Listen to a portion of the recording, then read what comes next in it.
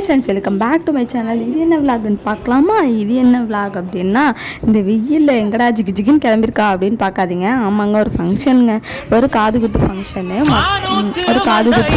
அந்த ஃபங்க்ஷனுக்கு தான் நானும் என் பையன் எல்லாமே கிளம்பியாச்சா. அதுக்கப்புறம் என்ன பண்ணாங்க ஃபங்க்ஷன்னு பார்க்கலாமா? தாம்பூலத்தை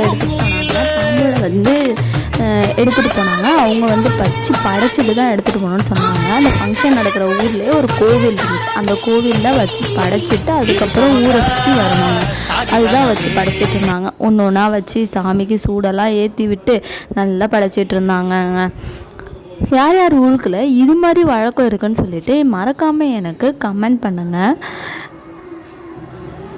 சாமியெல்லாம் கும்பிட்டு ஒருத்தர் கையில் தாம்பூலத்தை எடுத்துகிட்டு இந்த வெயிலில் நாங்கள் அந்த தாம்பூலத்தை தூக்கிட்டு ஃபங்க்ஷன் நடக்கிற வீட்டுக்கு நாங்கள் எடுத்துகிட்டு போனோங்க.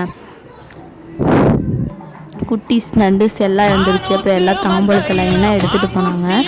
ஒருத்தராக அந்த வெயிலில் தாங்க முடியல. செம்ம வெயில், சரியான வெயிலுங்க. நான் என் பையன் இருக்கு, நான் தாம்பூலத்தை தூக்க முடியாதுன்னு சொல்லிட்டாங்க. அதுக்கப்புறம் வந்து அவங்கள தூக்கிட்டு ஒரு ரவுண்டு போயிட்டோங்க. ஊரையே ஒரு சுற்றியாச்சு. இது வந்து எனக்கு தெரிஞ்ச ஊர் இல்லை, புது ஊர். அதனால் ஒரு ரவுண்ட் அடிச்சுட்டு இந்த கோவிலில் தாங்க ஃபங்க்ஷனு. இந்த கோவிலில் ஃபங்க்ஷன் நடந்துச்சு. தாம்பூலத்தை நாங்கள் எல்லாம் நல்லா கிராண்டாக வச்சுருந்தாங்க. செம்ம கூட்டம், செம்மையாக இருந்துச்சு. நல்லா அந்த வைபோட நல்லா தாய்மாமா சீர் எடுத்து போகிற மாதிரி அவங்க தாய்மாமா தான் எடுத்தாங்க. அதனால் காது குத்துக்கு வந்து தாய்மாமா வந்து சீர் எடுத்துகிட்டு போனாங்க. அதுக்காக தான் எல்லாம் ரெடி பண்ணி தாம்பூலத்தெல்லாம் ட்ரெஸ்ஸு எல்லாம் ரெடி பண்ணி வச்சுருந்தாங்க. நல்லா கிராண்டாக இருந்துச்சு. பாருங்கள் எவ்வளோ தாம்பூலம், எவ்வளோ ட்ரெஸ்ஸு அப்படின்னு சொல்லிட்டு நாங்கள் எல்லாருமே போயிருந்தோம். தாம்பூலத்தை வச்சு அவங்களுக்கு வச்சு கொடுத்தாங்க. அவங்க தாய்மாமா, அதாவது அந்த சிஸ்டர், அந்த அக்காவோட அந்த தம்பி அவங்க வச்சு கொடுத்தாங்க.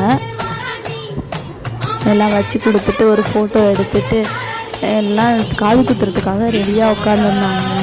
நாங்கள் வந்து அப்போயே எனக்கு பசி எடுக்க ஆரம்பிச்சிச்சு. சரி வாங்க போய் சாப்பிட்லான்னு பார்த்தா ஐஸ்கிரீமு அடிக்கிற வெயிலுக்கு குளுன்னு ஐஸ்கிரீம்.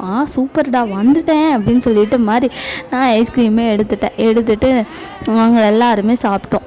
நாங்கள் எல்லாருமே, எங்கள் அத்தை எல்லாருமே சாப்பிட்டுட்டு இருந்தோங்க. இவங்க வந்து சந்திரா அத்தை, ஹாய் சொல்லுங்க. அவங்க வந்து எனக்கு ஐஸ்கிரீம் ஊட்டிகிட்டு இருந்தாங்க. அவங்க எல்லாத்துக்கும் ஒரு ஹாய் சொல்லுங்கள்.